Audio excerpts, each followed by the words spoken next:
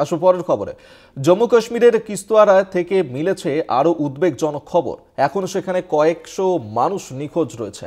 হতাহতের সংখ্যা বাড়তে পারে।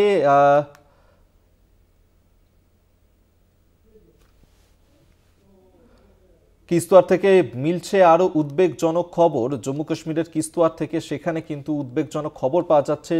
এখনো সেখানে কয়েকশো মানুষ নিখোঁজ রয়েছে। হতাহতের সংখ্যা বাড়তে পারে এমনটা কিন্তু আশঙ্কা করা হচ্ছে। এবং সেখানকার যে ছবি এই মুহূর্তে, সেই ভয়াবহ ছবি তুলে ধরছি আপনাদের সামনে। আমরা এই নিয়ে আরো বিস্তারিত জানবো। এই মুহূর্তে সরাসরি নিউজ রুম থেকে আমাদের সঙ্গে রয়েছেন আমাদের পলিটিক্যাল এডিটর আশিস চট্টোপাধ্যায়। আশিস দা, দেখো, যে ছবি আমরা দেখাচ্ছি কলকাতা টিভির পর্দায়, এই ছবিটা হচ্ছে প্রথম যখন হড়পা বান এসেছিল 14 আগস্ট। এই হড়পা বান এসেছিল এবং সেখানে একটি সম্পূর্ণ জনপদ ধ্বংস হয়ে গেছিল। সেই হড়পা বানে প্লাবিত হয়ে কোথায় ছিটকে পড়েছে, এক এক দিকে ছিটকে পড়েছে এবং পাকা বাড়িও ভেঙে গেছে। এই রকম ঘটনা ঘটেছিল। এটা 14ই আগস্টের ঘটনা, বৃহস্পতিবারের ঘটনা। আজকে রবিবার সকালে আরও উদ্বেগজনক খবর মিলছে। রবিবার সকালের খবর হচ্ছে ওখানে এখনও প্রায় 250 মানুষ তাদের খোঁজ পাওয়া যাচ্ছে না। তাদের দেহ ওই প্রবল জলস্রোতে গড়াতে গড়াতে পাহাড়ের উঁচু থেকে নিচে ছিটকে পড়তে পড়তে কোথায় গেছে, নাকি কোনো গাছে আটকে রয়েছে, কি অবস্থায় রয়েছে সেটা কিছুই জানা যাচ্ছে না। অত্যন্ত উদ্বেগজনক খবর যে প্লাবনে পাথরের ধাক্কাতেও মারা যাবার ঘটনা ঘটে। পশু মারা যায়, মানুষ মারা যায়। এক্ষেত্রে বিপুল পরিমাণ মানুষের কোনো খোঁজ পাওয়া যাচ্ছে না।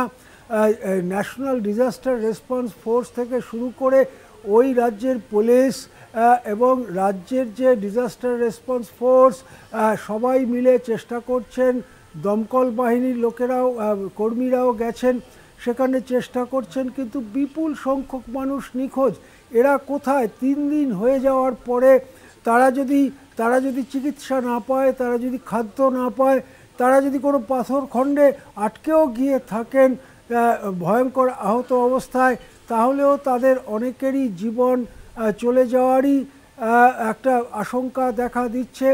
অর্থাৎ যে 60 জনের 60 জনের মৃত্যুর কথা ইতিমধ্যেই বলা হয়েছে, এই সংখ্যাটা আরও অনেক বেড়ে যেতে পারে। ইতিমধ্যেই যাদের উদ্ধার করা হয়েছে এবং চিকিৎসার জন্য নিয়ে যাওয়া হয়েছে তাদের 38 জনের অবস্থা আশঙ্কাজনক।